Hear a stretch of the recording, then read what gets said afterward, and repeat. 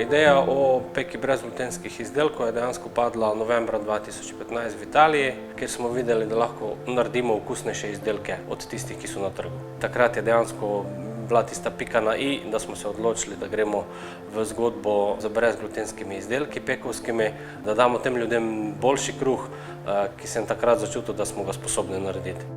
Zagon in začetek podjetja dejansko ni bil rožnat, saj smo se pozneje zavedli, da smo dejansko prvi v Sloveniji, ki smo se spustili v to vrstno zgodbo. Recepture smo v podjetju razvijali kar dobre 2 leta in pol, tista pika na i je pa bilo, ko je zadišalo iz peči po tistem pravem kruhu. V podjetju skrbimo in stremimo k temu, da damo ljudem nekaj boljšega, zdravega.